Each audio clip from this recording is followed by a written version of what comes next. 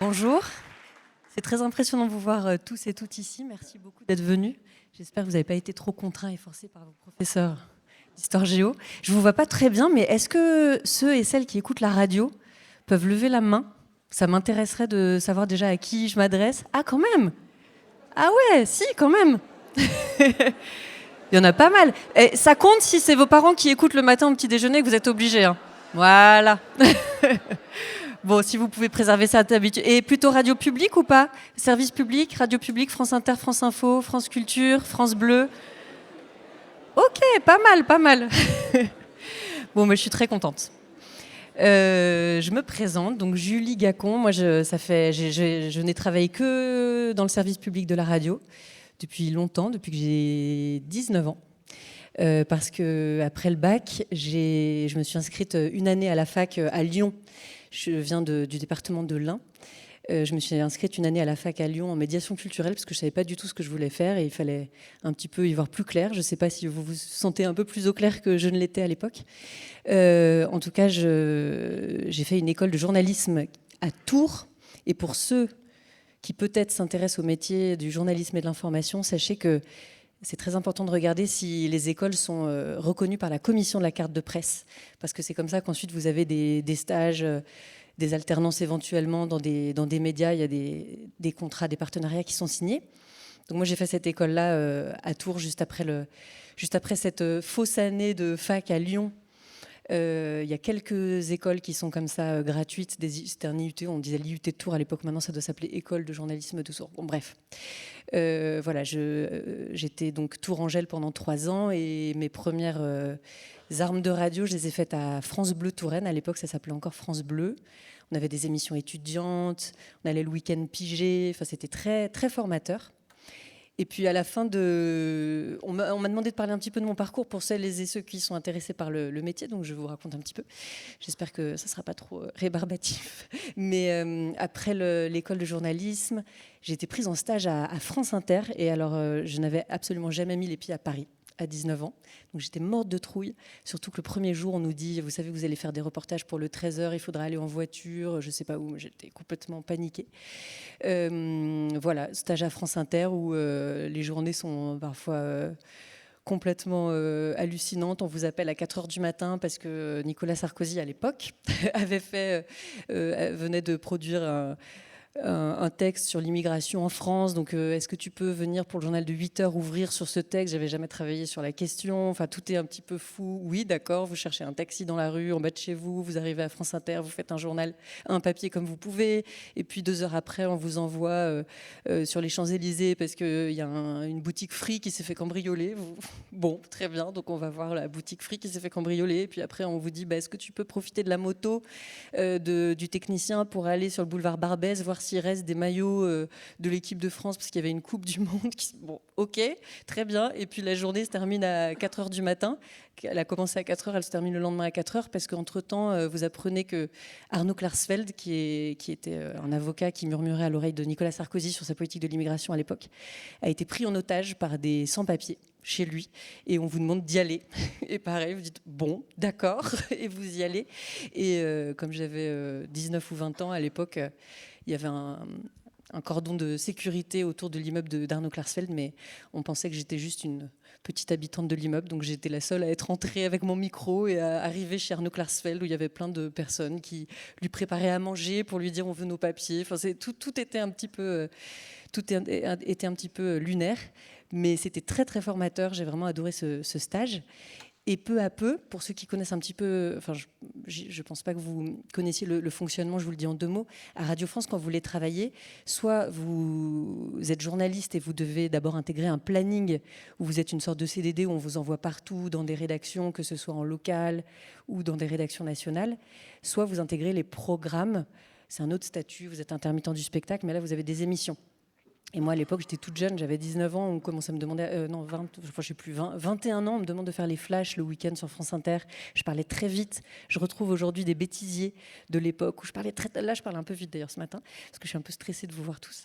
Mais je parlais très, très, très, très vite, et puis je faisais des lapsus complètement hallucinants dont je me rendais même pas compte. Enfin bref, je me sentais trop jeune, donc j'ai continué mes études à Sciences Po en master de journalisme. Donc déjà faire une école de journalisme, on perd un peu pied avec la culture générale, et parce que c'est très formateur, c'est très professionnalisant, comme on dit. Mais alors 2, c'est encore... Voilà, c'était un parcours un peu étrange. Mais c'est à l'école de journalisme de Paris, de Sciences Po, que j'ai rencontré des producteurs de France Culture. Et c'est comme ça que je me suis un petit peu accrochée à France Culture. Je ne sais pas si certains d'entre vous écoutent parfois les programmes de France Culture, mais je trouvais que c'était incroyable. C'est à la fois, vous pouvez avoir des émissions de reportage très longs, de longue durée, où les gens ont le temps de parler, où ils ont le temps de s'exprimer dans la nuance. À l'époque, c'était encore un petit peu quand même un peu entre soi, c'est-à-dire que je ne comprenais pas tout ce qui se disait sur France Culture. C'est un petit peu plus ouvert. Mais il y avait aussi des émissions d'actualité où on prenait le temps. J'ai intégré la rédaction de France Culture lors de contrats courts. Et à l'époque, il y avait un monsieur qui s'appelait Antoine Mercier qui présentait le journal de 12h30. Et Antoine Mercier, c'était le cauchemar de tous les journalistes. En fait, on l'adorait tous.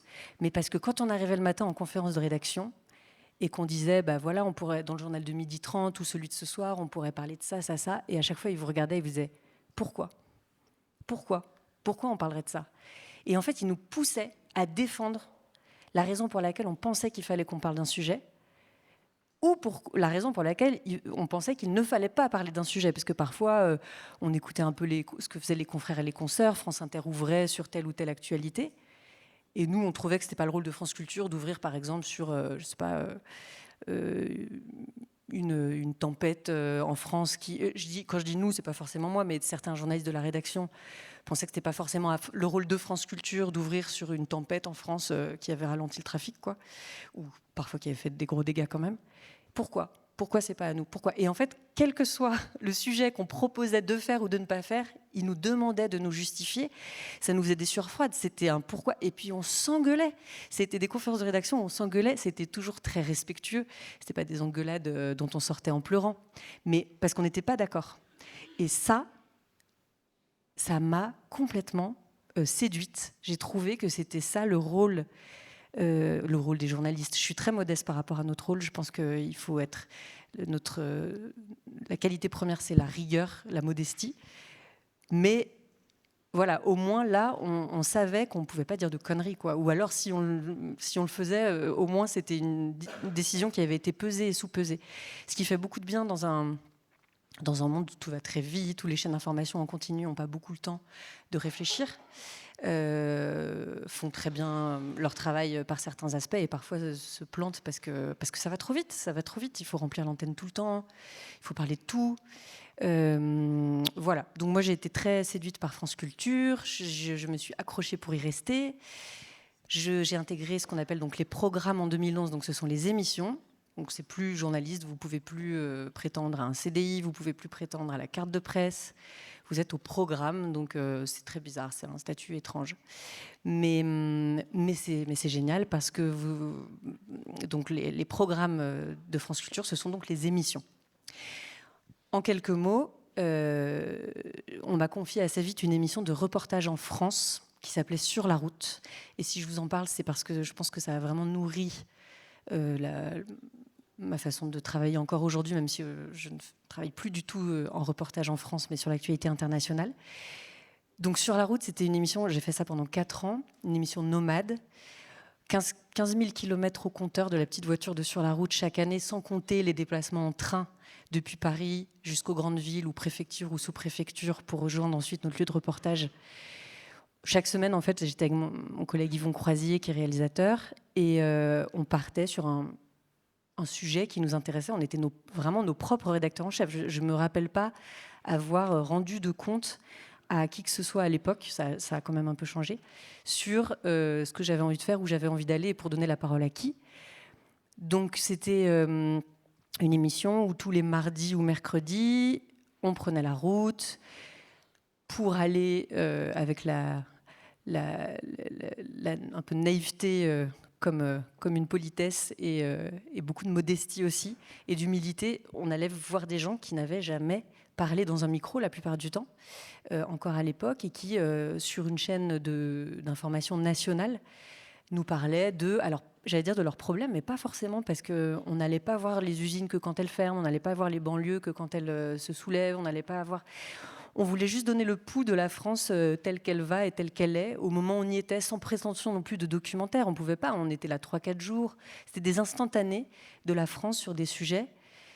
Ça pouvait être, en effet, aller voir les femmes de la Redoute quand leur site fermait, où on leur disait, c'était même plus compliqué que ça, la Redoute avait mis fin au bus qui allait les chercher. Vous savez, la Redoute, c'est dans le Nord. Il y en a qui vivaient dans le Pas-de-Calais, et donc elles se levaient très très tôt le matin pour prendre des bus et ramasser toutes leurs collègues sur la route et aller travailler à la Redoute.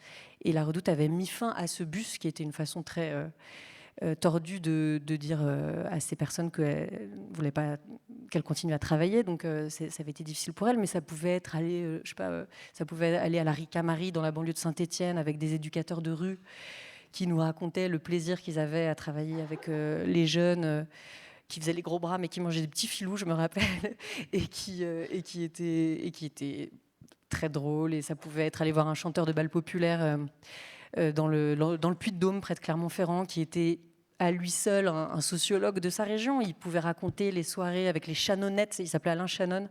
Et il avait un public de fans, des femmes qui allaient à tous ses concerts au Couscous, le Nefertiti, dans la banlieue de Clermont-Ferrand. Et il les adorait. Il parlait avec eux, avec elles. Et c'était un observateur très fin de son milieu. Et voilà. Et bien sûr, toute la nuance et la complexité des choses qu'on peut appréhender quand on est sur place. Je me rappelle d'un monsieur qui nous avait fait visiter, je crois que c'était en Vendée, un grand terrain agricole qui allait devenir constructible, donc qui allait être artificialisé. Et ça, c'est une décision qui est lourde à prendre, souvent pour les communes. Et puis il nous racontait ça. C'était un agriculteur. Et il nous le disait avec le sourire. Il nous racontait qu'on allait construire une école ici. Et il le disait avec le sourire, mais ses larmes coulaient. Parce que lui, c'est un agriculteur, d'abord, et il savait que cette terre allait être artificialisée, qu'on ne pourrait plus cultiver cette terre. Mais lui-même était au conseil municipal et avait voté cette décision pour les enfants de la commune, parce qu'il fallait construire une école. Et en fait, il y avait plein de choses, et à chaque fois que j'arrivais à comprendre combien les choses étaient plus complexes et nuancées que ce qu'elles ne paraissaient, je ne sais pas, j'en ressortais grandie, heureuse, secouée, quoi. Donc vous pouvez imaginer qu'après 4 ans comme ça, à vivre dans les hôtels, les trains et au plus près des personnes, en plus on garde contact parce qu'on croise des gens qui parfois ne vont pas très bien. Un agriculteur, je me souviens, on lui avait installé une ligne à très haute tension en Normandie dans son champ et ses vaches étaient tombées malades. Et ensuite sa fille... Et quand on l'avait vu, même si, pareil, je ne cherchais pas à lui tirer les larmes, alors vraiment pas du tout. En revanche, une fois que le micro était coupé, il avait été secoué, il avait pleuré. Donc bien sûr qu'on reste en contact avec eux, on sait qu'on a fait entendre leurs paroles sur une chaîne nationale, que ce n'est pas anodin, donc je restais en contact. Ou un monsieur aussi à Fréjus, je ne sais pas si vous vous rappelez qu'il y avait eu un énorme débat entre la mairie de Fréjus, qui était Front National à l'époque, et la communauté des musulmans de Fréjus, qui voulait construire une mosquée.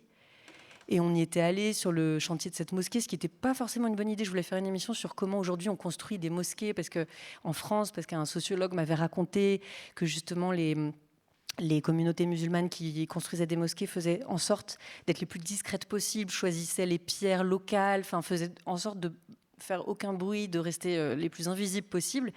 Pourquoi j'avais choisi à ce moment-là d'aller à Fréjus, où c'était le plus conflictuel, c'était peut-être pas forcément une bonne idée. J'étais arrivée, le monsieur finalement ne voulait plus me recevoir parce qu'entre-temps il avait eu, il n'y avait pas CNews à l'époque, mais je sais plus, TF1, enfin, je sais plus qui était passé, et vraiment il était dégoûté des journalistes.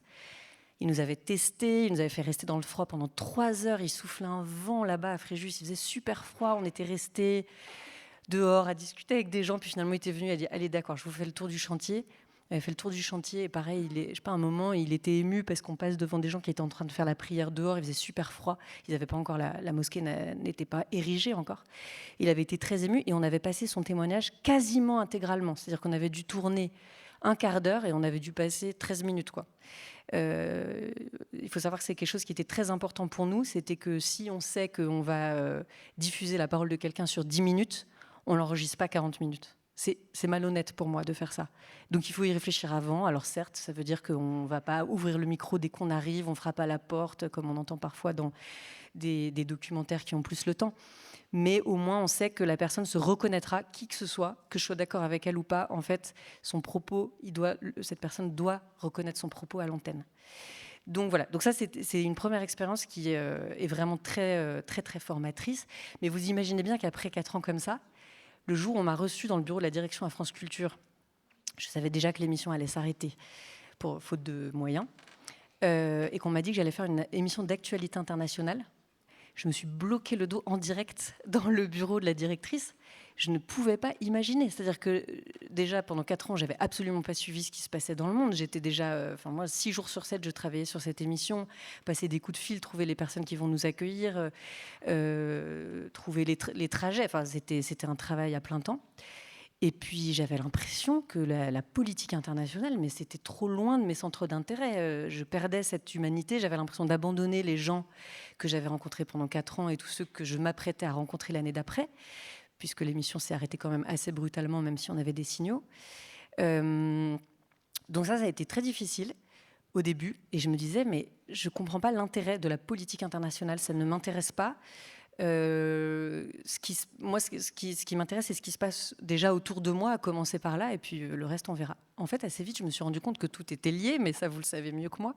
Enfin, j'imagine que vous êtes pas surpris de ce que je vous dis, mais j'ai vraiment mesuré à ce moment-là que le berger qu'on avait rencontré dans le Limousin, qui nous racontait qu'il n'avait pas eu d'aide de l'Union européenne pour cette année, parce que ci, parce que ça, dépendait, en fait, bien sûr, de tout ce qui se passait à Bruxelles, mais aussi d'un accord de libre-échange qui était négocié à ce moment-là avec tel groupe de pays. Enfin, et le fait de pouvoir raccrocher comme ça les wagons, je sais pas, j'ai trouvé ça génial. Et surtout, j'ai compris que même quand vous traitez de politique internationale, en fait, vous pouvez, même vous devez vous préoccuper des sociétés, plus que de la stratégie. Enfin, il faut en faire, bien sûr, que... Je reconnais que je dis assez peu volontiers que Culture Monde, c'est une émission de géopolitique. La géopolitique, déjà, c'est pas une discipline. Et puis, ça me paraît être les grands argentiers de ce monde qui discutent entre eux pour savoir s'ils vont envahir tel pays, pour savoir si ils vont s'entendre économiquement sur Et moi, alors vraiment, ça me perd. C'est pas ce qui m'intéresse le plus. Il faut le faire parce que ça reste important. En revanche, il faut s'intéresser à l'actualité internationale par le bas aussi, enfin par le bas, par les peuples.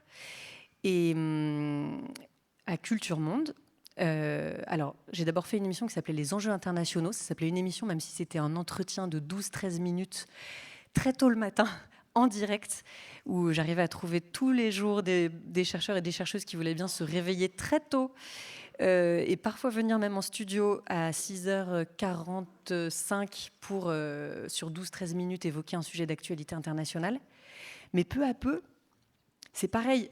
En discutant avec les chercheurs, parce que c'était très indépendant et autonome aussi comme exercice, je ne sais pas, il y a une élection présidentielle à un moment qui se profile en Côte d'Ivoire, et puis je sais, en appelant un chercheur qui me conseille d'appeler un doctorant qui revient juste du terrain de Côte d'Ivoire pour parler avec lui et tout. Et là, le doctorant me raconte combien pour lui est important le vote des jeunes, bien sûr en Côte d'Ivoire, un pays très jeune, mais où par ailleurs, il y a quelque chose qu'on ne sait pas assez en Côte d'Ivoire, par exemple, me dit-il, c'est qu'il y a plein de jeunes qui avaient quitté leur village d'origine pour aller faire leurs études, pour trouver du travail, qui là étaient en train de rentrer chez eux ou le faisaient depuis 2-3 ans, et ne retrouvaient plus leur terre de l'époque, parce qu'entre-temps, il y avait eu des accords avec des familles, le droit foncier en Côte d'Ivoire est particulier, et que ce vote-là, il fallait y être sensible, il fallait comprendre ce vote-là, un vote de jeunes qui tout d'un coup perdaient toute perspective, etc. Et il était venu le raconter, il s'appelait Léo Montaz, un jeune doctorant, donc ça c'est une source pour nous infinie de richesse, les doctorants et doctorantes qui font du terrain, qui rentrent de terrain, et qui était venu raconter dans le détail. Et tout ce qu'il avait dit, c'était confirmé. On ne disait pas dans le chiffre du vote, c'est texto ce qu'on a dit, mais en tout cas, il avait donné des clés de compréhension d'un vote à une élection. Et voilà. Et quand, donc, quelques années plus tard, en 2022, on m'a confié Culture Monde, que je produit toujours aujourd'hui, qui est une émission qui se divise en séries thématiques du lundi au jeudi sur 4 heures, et une émission d'actualité le vendredi, présentée par Mélanie Chalandon, avec une rubrique qui s'appelle Retour de terrain. C'est un journaliste ou une journaliste qui rentre de terrain et qui vient raconter, suivi d'une table ronde d'actualité. Et ben, c'est quelque chose qu'on applique tous les jours dans notre travail. Alors, en quelques mots, une émission de Radio France, de France Culture, ça se fait à plusieurs. Il y a plusieurs métiers, pas seulement des producteurs ou productrices. C'est mon statut. On n'est pas considéré comme journaliste par la radio, même si vraiment on fait un travail de journaliste, mais c'est un autre sujet. Donc, ma collègue Mélanie Chalandon, qui va d'ailleurs animer quelques rencontres au Mondial ce week-end, même si elle présente l'émission du vendredi, c'est elle qui est rédactrice en chef de la série thématique de la semaine. Donc tous les jeudis, on a une grosse réunion d'un peu plus d'1h30 où elle nous dit, voilà, dans 10 jours, je voudrais qu'on parle de tel sujet, qu'on le divise en 4 épisodes de telle façon, et on en discute, on en débat, on se dit, est-ce qu'on peut aller voir du côté de tel chercheur, telle chercheuse. Pendant 1h30, on fait un petit point là-dessus, et ensuite chacun s'approprie le travail. Donc il y a 3 personnes, Sacha, Fanny et Barthélémy, qui se partagent le travail pour monter les plateaux, trouver les bons chercheurs, les bonnes chercheuses, discuter longtemps avec ils et elles, parce qu'en fait, on a à la fois, nous, une idée de départ de ce qu'on veut faire, mais on laisse tout à fait libre les chercheurs, les universitaires, de nous réorienter un peu. Moi, je pense que c'est ça qui est intéressant. Ça, personne n'en parle, mais ça, vous ne l'avez pas vu, mais... Donc c'est comme ça qu'on construit les émissions à Culture Monde. Alors, pareil, on prend des sujets d'actualité internationale, mais qu'on va raconter au plus près possible des sociétés.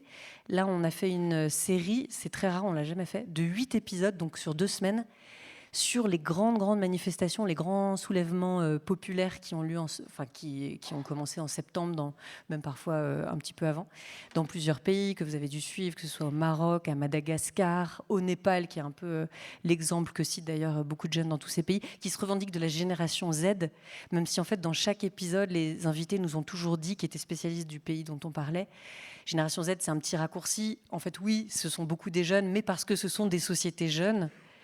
Et puis, dans le détail, c'est plus compliqué que ça. Par exemple, à Madagascar, Christine Rafidi-Narive, qui était notre invitée depuis... alors, elle n'était pas à Madagascar, elle était à La Réunion, mais elle en revenait. Elle dit, en fait, à Madagascar, la moyenne d'âge des femmes qui ont des enfants est très jeune, donc les femmes qui manifestent et les hommes sont souvent eux-mêmes parents. C'est des enfants et des parents, ils se battent pour leurs parents et pour leurs enfants en même temps. Et puis elle nous racontait des choses dans le détail. Elle nous racontait qu'à un moment, une unité de l'armée à Madagascar avait pris parti pour les jeunes. Et c'est une unité très importante parce que c'est elle qui a, au sens propre, le pouvoir des armes. C'est elle qui détient les armes du pays dans ses casernes. Et quand ils ont décidé qu'en fait, c'était pas possible de voir la police tirer sur la foule, ils ont décidé d'inverser le rapport de force. Ils ont dit, c'est nous qui avons les armes, donc si ça ne s'arrête pas tout de suite, on se retourne contre le pouvoir. Et c'est ce qui s'est passé, à tel point que des militaires ont manifesté aux côtés des jeunes et que certains se sont fait tuer par les gendarmes. Et finalement, ils ont réussi à renverser le président. Un nouveau a été élu. On verra bien ce que ça donne, parce que malheureusement, il y a aussi souvent beaucoup de déceptions. Mais voilà, c'est de raconter dans le détail, ou au Maroc, un jeune doctorant aussi qui en revenait et qui lui-même avait au départ participé aux manifestations. Mais comme il est sociologue, il avait repris son rôle de sociologue pour en parler. Et il racontait à Agadir, là où tout a commencé, parce que 8 femmes cet été sont mortes en venant pour une césarienne pour accoucher. L'état de l'hôpital est tellement déplorable qu'elles en sont mortes. Ça a commencé à soulever les foules. Et d'abord à Agadir, puis dans les grandes villes du Maroc et puis autour. Mais dans le détail, il y avait plein de choses à raconter. On a quand même des longs formats de 50 minutes. Il nous racontait que, par exemple, à Agadir est en train d'être construit un stade pour la Coupe du Monde que le Maroc va co-organiser. Et dans ce stade, tout le monde sait au Maroc qu'il y aura une unité médicalisée pour les joueurs du feu de Dieu, alors qu'eux, ils n'ont rien, ils n'ont pas d'hôpital. Enfin, l'hôpital est en train de tomber en déliquescence. Il racontait aussi combien ce mouvement de 2025, c'était une agrégation de luttes qui lui avait précédé, que ce soit dans l'Atlas, que ce soit quand il y a eu un séisme en 2023, il y a encore plein de familles qui n'ont pas été relogées, et il y a plein de colères comme ça qui sourdaient partout. Et c'est un aboutissement. Et puis en 2011, il y a eu les printemps arabes et les adultes, les jeunes adultes ou les jeunes de l'époque sont aujourd'hui adultes ou presque adultes et deviennent conseillers des manifestants d'aujourd'hui. Ils leur disent comment ne pas se faire attraper par la police. Ils les conseillent s'ils se font arrêter, ils deviennent leurs juristes, etc. Donc ils racontaient des choses que je trouve on n'entend pas beaucoup quand on raconte dans le détail, dans la nuance. Ça devient passionnant. Donc c'est ça notre boussole, c'est de raconter l'actualité par les sociétés. Alors c'est difficile aujourd'hui enfin c'est difficile, on n'est pas à plaindre, on est au chaud dans une maison de la radio, où voilà, on raconte le monde un peu à distance, mais avec des gens qui reviennent des pays dont ils parlent, ou qu'on arrive à joindre aussi très souvent sur place grâce aux liaisons maintenant qu'on peut faire. J'aime pas trop ça d'ailleurs, parce que la radio c'est quand même une rencontre, donc en studio c'est chaleureux, il y a quelque chose qui se passe, on se regarde, on se suit, alors qu'à distance, c'est plus difficile. Mais n'empêche que pour nous, ça nous permet d'avoir des gens dans le monde entier en direct. Et ouais, on est dans une période très difficile. Il y a, j'allais dire la petite musique de la guerre, mais la petite musique de la guerre, c'est plus qu'une petite musique dans de nombreux pays. Régulièrement dans l'équipe, on fait des points avec tout le monde pour savoir comment ça va, parce que on a consacré une série entière à Gaza en juin, et il fallait tenir parce que les personnes qu'on recevait venaient raconter.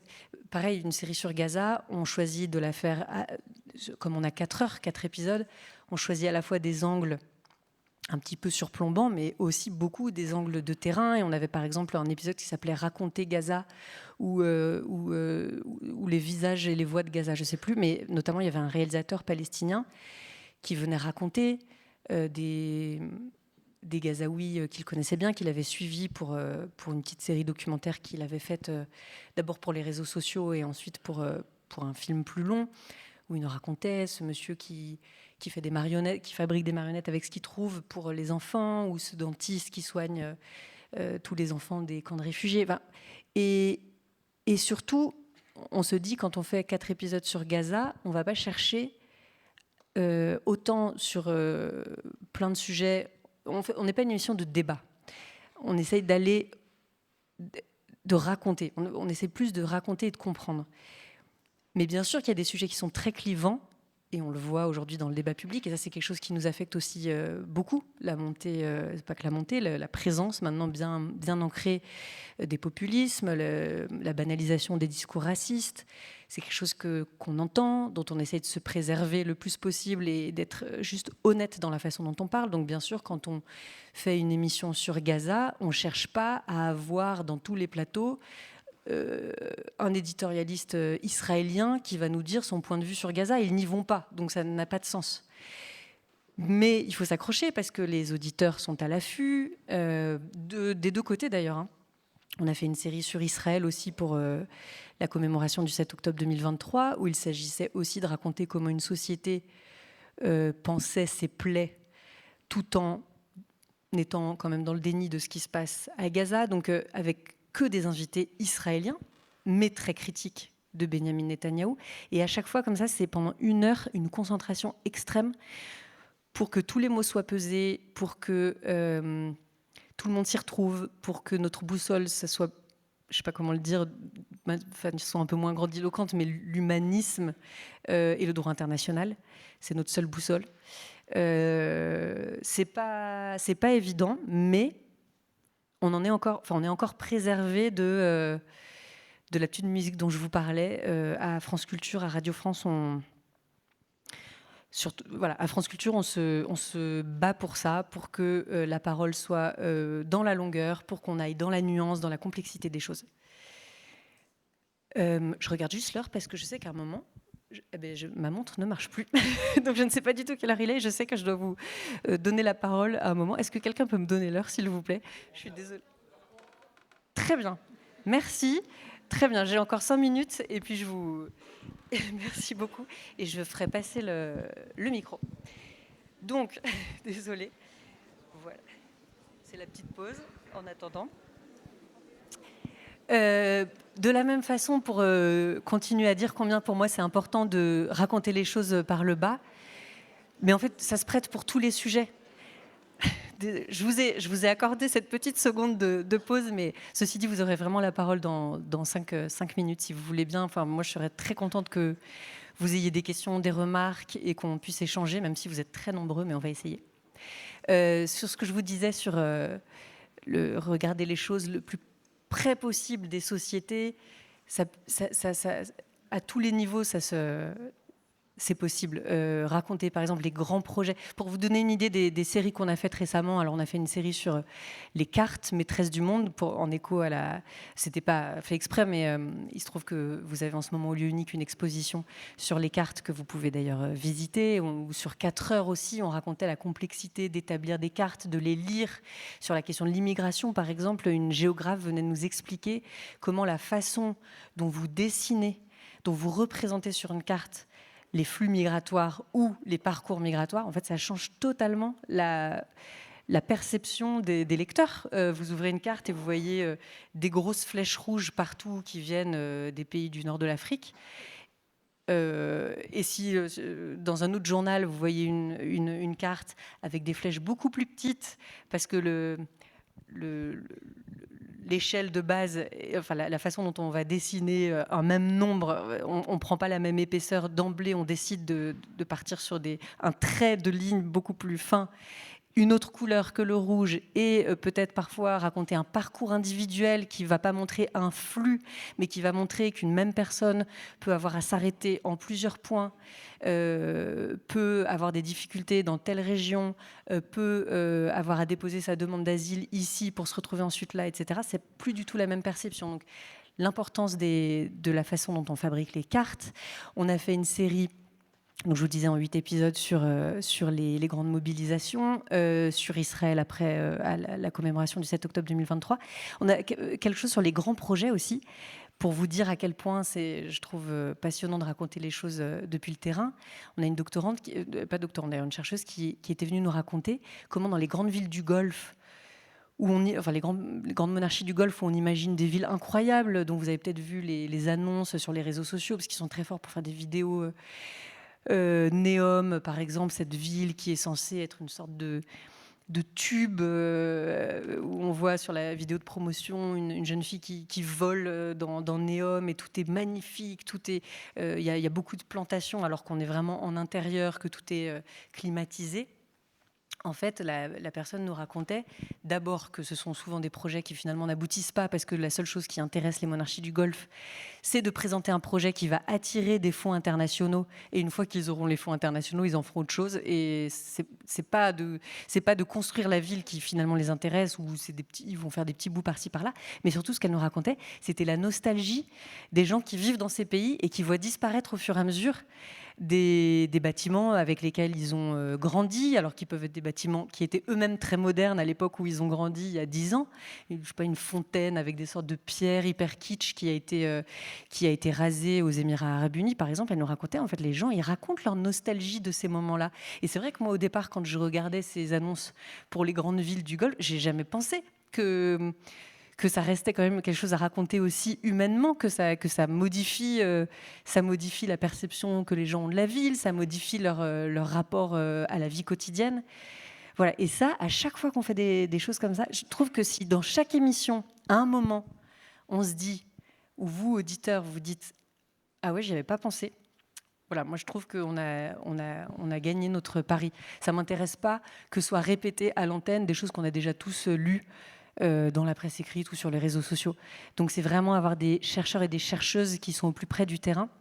Et ça, c'est quelque chose aussi qui nous est très précieux, c'est que les chercheurs du doctorant, de la doctorante au professeur émérite, en fait, ils nourrissent nos séries. Parfois, on les appelle en disant « il y a ça dans l'actualité, comment est-ce qu'on peut faire une série ensemble, la construire la plus intelligemment possible ?» Mais parfois, ce sont eux qui nous disent... Je me souviens d'une chercheuse sur l'Équateur, Suniva Labart, qui un jour nous appelle et nous dit « je reviens d'Équateur, c'est fou ce qui est en train de se passer, il y a une reconfiguration des réseaux criminels en Amérique latine et ils sont tous en train de converger vers l'Équateur. Regardez, il y a des mutineries dans les prisons.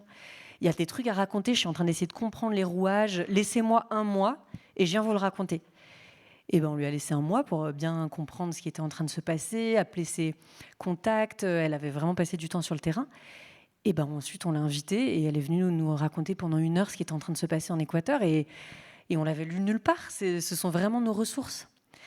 Ce sont vraiment nos ressources. Et comme, quand même, je voudrais terminer là-dessus, vous êtes un public averti qui, à la fois, je ne sais pas dans quelle mesure, on ne se connaît pas, mais j'imagine être très informé et peut-être parfois, à certains égards, très méfiant et très méfiant aussi de ce que vous lisez et peut-être un peu défiant parfois du journalisme.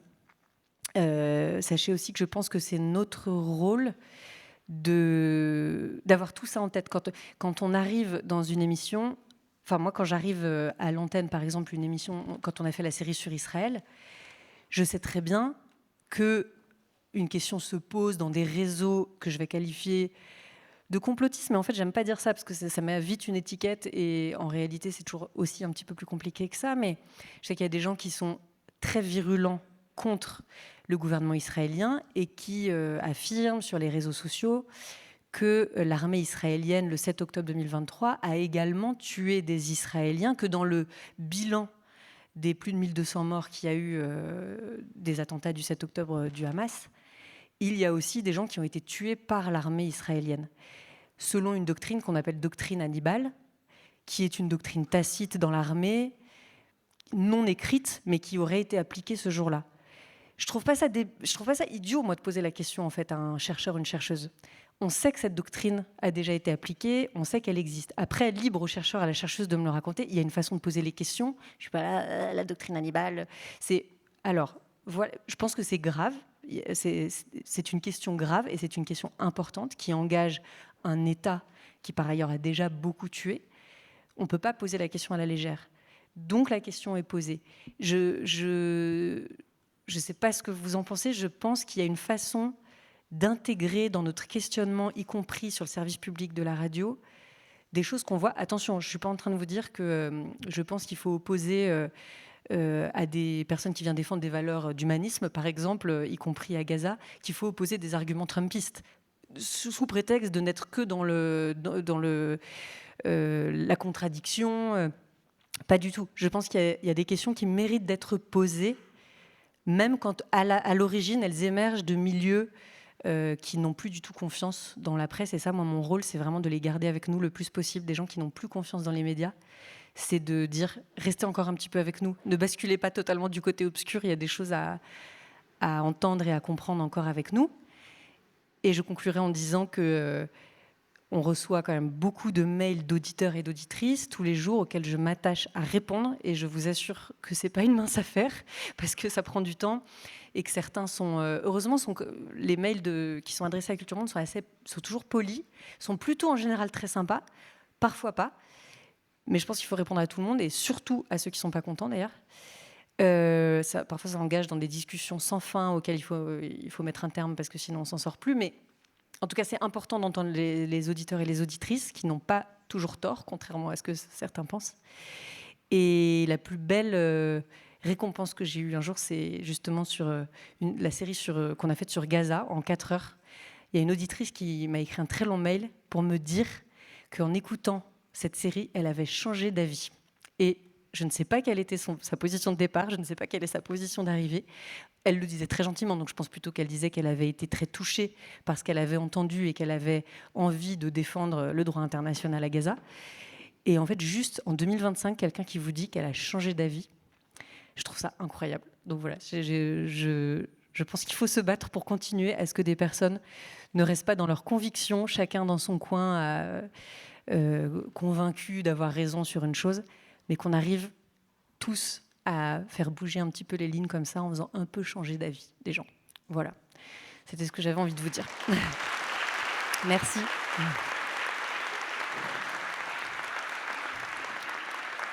Je crois que j'ai parlé très vite, hein. Je suis désolée parce que j'étais un peu... Et bien sûr, attachement au service public maximum me concernant, donc je tiens à dire que... Voilà, ouais, je suis un peu en avance ou pas? En fait, j'ai... Ah oui, bien sûr. Tiens. Merci. Merci. Alors, ça me ferait trop plaisir que vous ayez des questions ou des remarques ou des choses. Juste, je ne peux pas prédire l'avenir. Donc, si vous me demandez si la Chine va envahir Taïwan ou je sais pas quoi, je ne saurais pas vous répondre. Mais sinon, comme vous voulez. Bonjour. Bonjour. Bonjour. Je vais vous lire la question d'une de mes élèves. Vous avez parlé d'aller chercher vous-même des chercheurs, des témoins ou des contacts à interviewer. Est-ce qu'il y a un réseau préexistant qui est partagé entre les journalistes ou est-ce que vous avez dû en construire un vous-même au fil des années ? C'est une très bonne question. Merci. Non, on s'est construit un réseau. Je ne sais pas comment dire un réseau. En fait, déjà, le monde de la recherche, on arrive à un moment à avoir une idée un peu globale entre vraiment l'université, les laboratoires de recherche universitaires et ce qu'on appelle les think tanks, les laboratoires d'idées, où il y a de tout. C'est-à-dire qu'il y a des chercheurs que j'aime et des chercheuses que j'aime vraiment beaucoup qui travaillent pour des laboratoires d'idées. Mais il faut toujours avoir en tête que les laboratoires d'idées, les think tanks sont financés souvent, même toujours, très souvent par le privé et des ministères. Donc ça, on est très, très, très soucieux. Par exemple, on a fait une série sur l'armement, une série entière sur l'armement au premier semestre. Et voilà, moi j'avais dit, ça c'est trop sensible, on ne peut pas aller chercher, quand bien même on les aime beaucoup et qu'on les sait honnêtes, et c'est pas la question, mais on ne peut pas afficher, pour moi, de recevoir un chercheur ou une chercheuse qui fasse partie d'un think tank financé par Alstom, Naval Group, Thales, etc. C'est pas possible. On n'est pas, voilà. Donc, on a plein de questionnements sur comment aller chercher ces chercheurs et ces chercheuses. Et à la fois, on a plein de gens qu'on connaît et dont on finit par être, j'allais dire, pas proche. C'est pas le mot parce que on partage pas notre vie ensemble non plus avec les chercheurs et les chercheuses, mais on a une relation de confiance qui s'établit. Et progressivement, et c'est ça qui est quand même super, c'est que comme ils nous aiment bien quand même les chercheurs et les chercheuses, je dois dire, parce qu'ils aiment bien venir dans Culture Monde, parce qu'ils savent qu'ils ont le temps, qu'ils ne vont pas sortir frustrés en se disant mais où est-ce que j'ai mis les pieds. Donc ils nous... Et ça, je trouve pour beaucoup très généreux, ils nous avertissent quand ils ont des doctorants et doctorantes qui travaillent. Tenez, en ce moment, j'ai une doctorante qui est sur place, elle va rentrer à tel moment, je suis sûre qu'elle serait super. Puis nous, pour les très jeunes chercheurs qui n'ont jamais fait de radio, on est quand même une bonne première expérience parce qu'on prépare avec eux en avance. On ne prépare pas un texte, c'est pas la question, mais on les appelle pour savoir. C'est vraiment le rôle de l'équipe, ça, de Culture Monde. Les appeler, qu'est-ce que vous avez envie de raconter, qu'est-ce que vous pensez de cet aspect-là de la question, nous on a envie de parler de ça, est-ce que ça vous va, etc., etc. Donc déjà les invités arrivent en confiance, et puis on est quand même très sympa quand ils arrivent, donc on les accueille le mieux possible, avec le peu de moyens qu'on a dans le service public, il n'y a même plus de café, de trucs comme ça, mais on fait comme on peut, et voilà, et donc au fur et à mesure se tisse un réseau, et en vérité, et j'ai pas encore la réponse à savoir si c'est bien ou pas, mais on met assez peu en commun nos réseaux de contacts entre nous. En revanche, si quelqu'un vient dans le bureau et nous dit « Est-ce que vous pouvez me donner le numéro ?» Il n'y a aucun souci, on le fait. Mais c'est tellement... Je reconnais que c'est peut-être un peu idiot parce que ça devrait se partager largement, mais c'est tellement un travail d'appeler beaucoup de chercheurs et chercheuses tous les jours, de se tenir au courant de qui est où. Enfin, c'est rigolo, les réunions, parfois on dit « Ah tiens, sur cette émission, on pourrait inviter telle personne. Ah non, en ce moment, il est au Sri Lanka. » Enfin, on connaît un peu les agendas des uns et des autres à force d'être en lien tout le temps avec eux. Eux nous informent de ce qu'il y en a un qui m'a écrit là, il n'y a pas longtemps, il part s'installer 1 an à Taïwan pour travailler sur la question numérique à Taïwan, donc je sais qu'on peut l'appeler si besoin et tout. Donc voilà, on finit par se faire vraiment un carnet de contacts, mais il y a aussi, en fait, c'est pas très difficile non plus. Il suffit de chercher, de trouver des personnes qui connaissent très bien leur sujet. Laboratoire de recherche, annuaire. Il y avait un moment un annuaire qui s'appelait les expertes. Maintenant, pour avoir des invités, pour trouver plus facilement des femmes. Simplement, maintenant, les experts, c'est devenu un peu plus général. Il y a aussi des consultantes et tout, donc c'est plus difficile d'y voir clair. Mais en tout cas, il y a plein de ressources. Voilà. Merci. Bonjour. Je ne sais pas où est le micro. Je dirais ensuite qu'il y a des questions là-bas. Merci beaucoup, c'est gentil. Ok, parce que je ne vois pas très bien. Okay. Bonjour. Bonjour. Est-ce que le terrain, il vous manque maintenant ? Ah oui, il me manque. Ouais, le terrain me manque beaucoup. Parce que c'est fou. Parce que quand vous restez quelque part, il y a à la fois la rencontre avec quelqu'un, avec le micro, Et puis il y a tout ce qui se passe autour.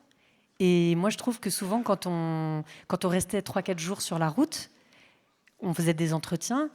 Et puis après, souvent, les gens nous disaient restez, on a fait un gâteau, restez, on a fait ci. Et en fait, c'est là qu'on comprenait encore mieux les choses et qui, moi, me servait à alimenter l'émission après. Parce que sur la route, il y avait à la fois 25 minutes de reportage en plusieurs morceaux, mais il y avait aussi une partie en plateau depuis les locaux de France Bleu, mais en direct sur France Culture, pour avoir des intervenants de la région qui venaient nous parler d'une façon un tout petit peu plus analytique, entre guillemets, d'un sujet.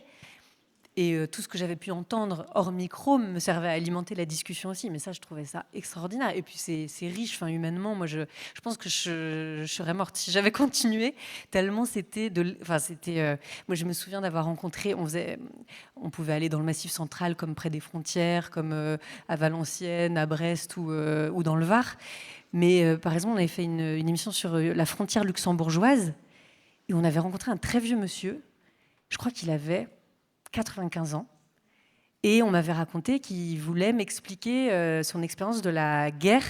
Pendant la guerre, il avait fait partie de plein de luxembourgeois qui étaient allés en France, qui s'étaient réfugiés dans la zone libre. Et parce qu'ils avaient fui, les Allemands étaient là. Et ils s'étaient retrouvés dans la zone libre. Et il voulait me raconter ça. Bon, bref, donc on se donne rendez-vous devant une gare. Il arrive, mais c'était trop touchant. Il s'était tout bien habillé. Il avait mis un costume, il avait mis sa petite décoration toute modeste. Il était en costume, il était en fauteuil roulant, poussé par quelqu'un de sa famille qui était venu. La personne de sa famille était venue parce qu'il m'avait dit, il parle pas très très bien français. Je suis là pour, si besoin, pour aider à la traduction, quoi. En fait, il n'y a pas du tout eu besoin. À partir du moment où ce monsieur, qui n'avait pas reparlé français, je pense depuis 50 ans, a commencé à nous parler, tous les mots sont revenus. Et il nous raconte comme ça, il commence à expliquer le jour où il est arrivé dans cette gare. Il a pris le train jusqu'en France. Il a fait comme ça un trajet assez long. Il est arrivé dans une ferme près de Clermont-Ferrand et il nous raconte. Et là-bas, on mangeait des topinambours. Il retrouve le mot topinambour. Il raconte comme ça. Et puis il raconte toute son histoire. Et il finit par raconter le jour où il rentre au Luxembourg. La guerre est finie. Il rentre, bien sûr à l'époque il n'y avait pas de téléphone portable, il n'a pas pu prévenir sa famille. Il arrive à la gare, il traverse le pont pour aller chez lui et il croise son père. Et son père lui dit juste « mon fils ». Et ça se termine comme ça. Et là, je vais chialer. Et donc, et en fait, mon collègue et moi, on se regarde, on était liquides. On ne pouvait plus parler, on était en larmes, mais parce que ce monsieur était intense. Il y avait une intensité dans sa façon de raconter, puis il me tenait le bras comme ça. Il me tenait le bras. Et en fait, sur plein de sujets, on a été très émus, on a été très touchés, on a beaucoup rigolé, on a beaucoup pleuré. Et je ne sais pas, peut-être qu'on va me dire que ce n'est pas le rôle d'un journaliste, mais en fait, moi, ça ne m'intéresse pas comme remarque parce que j'avais l'impression de comprendre des choses quand même. Il y avait quelque chose qui passait. Et d'ailleurs, toutes ces personnes que j'ai rencontrées à l'époque de Sur la route, donc c'était 4 ans, une émission par semaine, ça m'a aussi permis de constituer un réseau de personnes que j'appelais, quand ensuite j'ai fait des matinales sur France Culture ou des émissions d'actualité un peu plus générale, ça m'est arrivé, je les appelais. Un jour, j'ai reçu Guillaume Pépi, qui était à l'époque président de la SNCF, en plein bazar de grève, c'était un autre truc énorme. J'ai appelé tout mon réseau de cheminots, d'associations, de telles lignes de train qui avaient fermé, de trucs comme ça. Bon, Guillaume Pépi, je ne lui ai parlé que de choses concrètes du terrain. Il n'en avait jamais entendu parler. Il avait la sueur comme ça qui coulait. Parce que, voilà, pour moi, c'était ma façon de me faire la porte-voix des personnes que j'avais racontées. Et donc, oui, ça me manque le terrain, bien sûr. Oh là là, il y a plein de mains qui se lèvent, c'est chouette. Je ne sais pas si tout le monde va pouvoir parler. On arrive, je crois qu'il y a une question là. Bonjour. Micro. Je pense que la... Quoi la question... Bonjour. Bonjour. La question va être un peu plus rapide, mais tout à l'heure, vous avez dit que c'était important pour vous de garder le discours des gens tel quel. Donc, par exemple, vous n'allez jamais publier 10 minutes d'un discours de 40 minutes. Est-ce que vous avez déjà rencontré quelqu'un qui a trouvé que vous avez déformé ses mots, que vous avez changé son discours et qui vous a appelé pour dire qu'il n'était pas d'accord, ou pas forcément dans votre service, mais est-ce que vous avez déjà vu ce genre de situation dans votre métier de journaliste ? Alors, je suis sûre que ça arrive très souvent, parce que notamment les formats dans plein de radios sont tellement courts Mais moi, y compris quand... Alors, il se trouve que j'ai jamais eu de problème, mais quand je repense à mes premiers stages à France Inter, j'étais toute jeune. Enfin, encore une fois, je pense que vraiment ma première longue expérience à France Inter, j'avais 20 ans. Et je devais faire des sons d'1 minute 10 pour le journal. Et moi, je ne savais pas où j'allais trop, donc j'enregistrais 20 minutes. Mais 20 minutes pour 1 minute 10, quand j'y réfléchis, je ne pourrais plus faire ça. Mais parce que j'ai appris, parce que maintenant je sais mieux ce que je veux, que j'en discute avec la personne avant. Il se trouve que j'ai jamais eu de problème, donc tant mieux, mais ça peut arriver. Non, moi, j'ai déjà eu pour les enjeux internationaux qui faisaient 12 minutes, une fois un problème avec une invitée qui avait mal compris. Elle était très, très spécialiste de la question, une question très spécifique sur le pétrole, enfin bon, bref. Et en fait, en direct, elle a pas je lui avais vraiment dit, attention, ça passe très vite, 12 minutes, faut aller droit au but. Moi, j'ai des questions, je vais vous poser des questions, il faudra juste y répondre. Enfin, voilà. Et en fait, elle n'a pas compris, elle a commencé à faire un exposé en direct de l'histoire du pétrole dans ce pays, quoi. Alors que vraiment, je lui avais beaucoup parlé avant parce que je sentais qu'elle était stressée et elle n'était pas contente du tout. Voilà. Mais je pense que c'est vraiment la première fois. Et aujourd'hui, quand dans Culture Monde, on dit il faudrait parler de tel sujet, souvent je dis si on peut éviter d'appeler cette personne parce que je sais qu'on ne va pas se comprendre, ça ne sert à rien, elle va être frustrée, on va être frustrés. Voilà. Mais sinon, je sais que, malheureusement, je sais que ça existe. En fait, je ne fais pas partie. Il y a un gros corporatisme chez les journalistes qui consiste à se défendre beaucoup les uns les autres par principe. Je reconnais ne pas en faire partie. Je ne dis pas du tout que je ne fais pas d'erreur. Je ne suis pas du tout le chevalier blanc de l'information, loin de là, et j'en fais. D'ailleurs, j'en fais et parfois je le reconnais à l'antenne. Ça m'est arrivé de dire « excusez-moi, j'ai fait une erreur ». Bon, c'est souvent sur des petits détails, mais ça me paraît important de savoir se corriger. Mais en revanche, je sais que voilà, je ne suis pas d'accord avec toutes les méthodes de tous mes collègues et j'ai pas en particulier ni de nom, et d'ailleurs je les donnerai pas, mais voilà, je sais que tout ne me plaît pas dans les façons de faire. Voilà. Oui. Bonjour. Oui. Bonjour, Naïri Almonté du lycée Sacré-Cœur La Salle à Bellevue. Vous avez évoqué être guidé par un humanisme, une justice sociale. Je voulais vous demander si vous aviez toujours eu la possibilité d'allier vos valeurs, vos principes à votre travail, et quels conseils vous donneriez aux journalistes aujourd'hui qui cherchent une certaine neutralité dans leur écriture? Merci. Oui, je crois que je peux dire que je pourrais toujours me regarder, enfin pour l'instant jusqu'à présent, et si c'est plus le cas, je partirai. Mais j'ai toujours pu me regarder dans une glace en me disant que j'avais fait au mieux. Et encore une fois, je ne dis pas que je suis parfaite, hein, vraiment pas du tout, mais au moins, en fait, je peux dire qu'aujourd'hui, en fait, l'émission Culture Monde, chaque épisode me prend 13 heures de travail. Je travaille 13 heures par jour pour l'émission.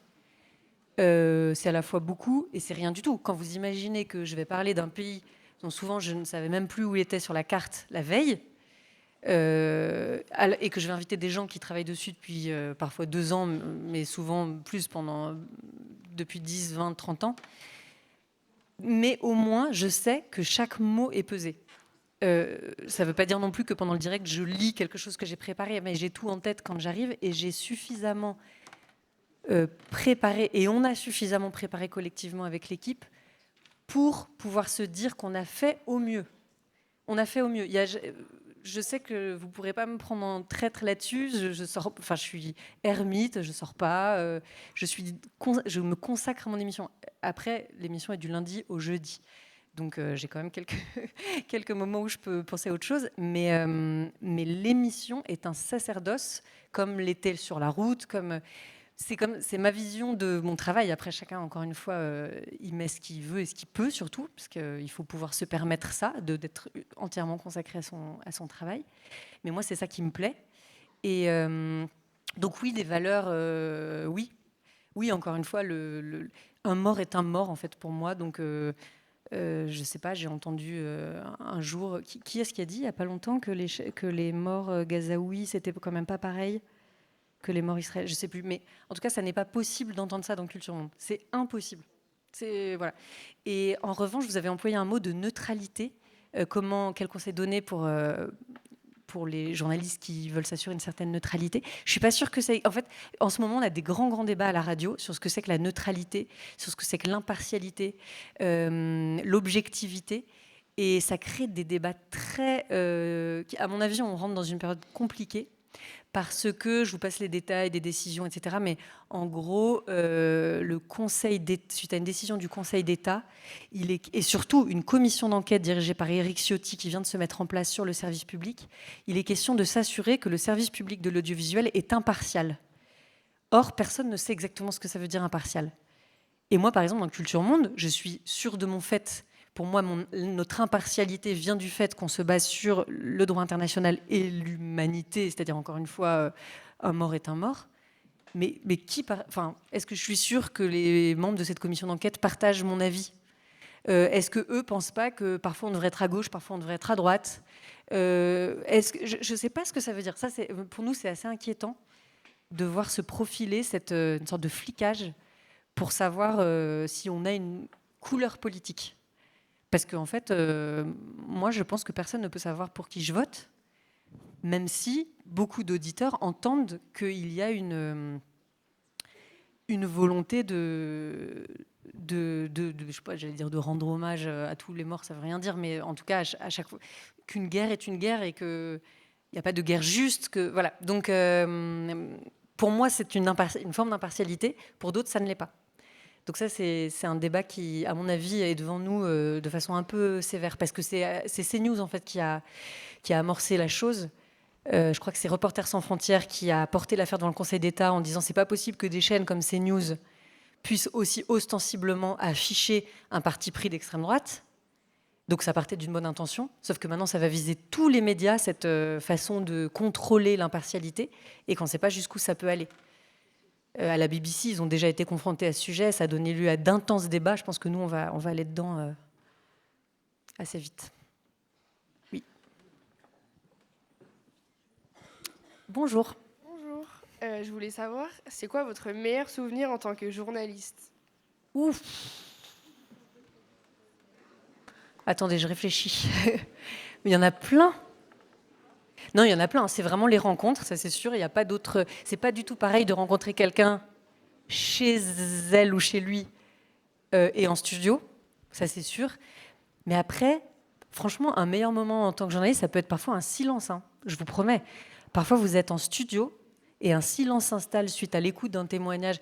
Bon, il se trouve que en juin dernier, on a fait une série sur les territoires d'outre-mer, mais comme on est une émission d'actualité internationale, on n'est pas censé parler des territoires d'outre-mer, donc on avait trouvé une façon de le faire où on mélangeait un peu enjeux régionaux et enjeux nationaux. Et on a parlé de la vie chère en Martinique et en Guadeloupe.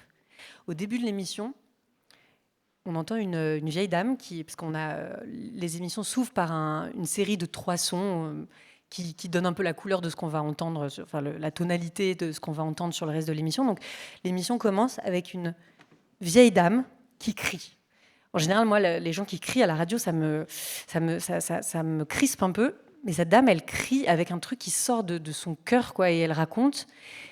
Elle dit, est-ce que vous savez, vous, quand vous achetez un rouleau de PQ, elle dit, quand vous achetez un rouleau de PQ en France, vous savez combien ça vous coûte ? Ça vous coûte 1 €. Nous, ça nous coûte 8 €. Et ben moi, vous savez, madame, elle dit à la journaliste qui l'interviewe, pas à moi, elle dit, j'ai un petit-fils, depuis quelques jours, il vit chez moi parce que sa mère, ma belle-fille ne peut plus le nourrir. Il vit chez moi, ma belle-fille ne peut plus nourrir mon petit-fils. Est-ce que vous trouvez ça normal ? Et elle commence comme ça, et puis ensuite on entend, je sais pas, Manuel Valls, un truc qui te coupe un peu l'émotion, parce que c'est un discours politique, on va trouver une solution, etc., etc. Le micro s'ouvre pour que je commence l'émission, ce qu'on appelle un chapeau, c'est une introduction. Je ne peux pas parler, je suis en larmes. Je suis en larmes, je ne peux pas parler. J'en suis pas du tout fière. On n'a pas à pleurer à l'antenne. Je veux dire, si on fait ça tous les jours, les auditeurs et les auditrices, ils vont se dire, bon, bah ça va, on coupe le poste, on va pas non plus à chaque fois attendre que Gacon elle ait arrêté de chouiner. C'est pas possible. En fait, je peux pas. C'est là, et je dois lire un truc pendant 1 minute. Et c'est le début de l'émission, j'ai 50 minutes à tenir. Bon, finalement, je reprends parce que notamment j'ai un invité devant moi qui se demande ce qui se passe, donc il faut que je reprenne. Je reprends le dessus, je lis mon truc, la voix tremblotante, et puis ensuite l'émission se poursuit et on y arrive. Eh bien, le nombre d'auditeurs et d'auditrices qui ont écrit pour dire qu'ils pleuraient en même temps que moi, qu'ils avaient été émus par la même chose, par la même voix et tout, bah, en fait, c'est incroyable. Il n'y a pas une personne qui m'a écrit pour dire c'est en fait, c'est pas adapté de pleurer à la radio, chère madame. Ça n'est pas arrivé. Donc ça peut être ça, mais c'est plutôt en général des rencontres qu'on fait sur le terrain. Je me souviens une fois quand on faisait sur la route, on était en train de prendre le petit-déj à Bordeaux, parce qu'on faisait une émission à Bordeaux, je ne sais plus sur quel sujet, puis j'ouvre Sud-Ouest, et là je vois un entrefilet, 4 lignes, à Bayonne, un SDF retrouvé mort de froid sur le parvis de la cathédrale. Je dis, c'est pas possible. Le mec, il est sur le parvis de la cathédrale et il meurt de froid. Je dis à Yvon, mon collègue, je dis, dans 3 semaines, on n'a rien de prévu, on va à Bayonne, et pour une fois, on ne va pas préparer, on va aller chercher des gens dans la rue qui vont nous parler de cette personne. Et c'est ce qu'on a fait, et on ne s'est pas du tout fait jeter, parce qu'on ne peut pas savoir. Enfin, des personnes qui vivent dans la rue pourraient nous dire, mais en fait, passez votre chemin, on n'a rien à vous dire. Il y en a un qui dit, venez, je vais vous emmener dans un petit endroit qui est un peu chez moi. Il avait trouvé une petite piole pour dormir. Il s'installe sur le canapé. On demande la permission d'ouvrir le micro, on l'ouvre, il allume sa clope comme ça, il me dit « On l'appelait l'Indien, mais il était breton. » C'est tout. Et il nous parlait de ce monsieur qui était mort sur le parvis de la cathédrale. C'était le début de notre émission. Et moi, je m'en souviendrai toute ma vie. Et c'est plein de petits moments comme ça. Je ne pourrais pas vous dire tous les moments qui m'ont touchée. Il y en a plein. Il reste qu'1 minute. Voilà, il reste. Dernière question. Je suis désolée, mais si vous voulez discuter après, je serai là. Je ne sais pas du tout. Je suis désolée, je ne vois pas très très bien avec la lumière. Je suis désolée, je crois que le micro va là. Oui, bonjour. Bonjour. Thibaut du lycée Notre-Dame de Toutes-Z. Vous avez dit que la géopolitique, c'était pas une discipline. Pouvez-vous m'expliquer pourquoi ou pas? Non, en fait, c'est juste pas une discipline universitaire. À l'origine, c'est de la géographie. À l'origine, c'est de la géographie. Les premiers qui ont fait quelque chose qui peut s'apparenter à de la géopolitique, c'est des géographes.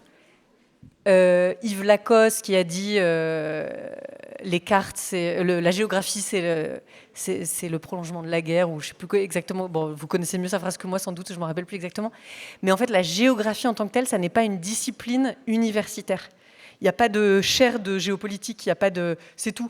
C'est juste pour dire que je trouve ça un peu fourre-tout comme terme. La géopolitique, je trouve que ça pète non, ça se prend un peu au sérieux, le terme de géopolitique. Je fais de la géopolitique, voilà, j'aime pas trop. Et encore une fois, je préfère raconter les choses à la fois par la politique, mais aussi par la société. Et d'ailleurs, Bertrand Badi, un chercheur que vous avez dû croiser souvent, enfin, en tout cas dans vos lectures, dit qu'aujourd'hui, la politique internationale, ça se fait par les sociétés. Et je pense qu'il a fondamentalement raison. Voilà. Et il faut y croire parce que c'est eux qui donnent de l'espoir, parce que sinon, on deviendrait tous fous. Merci.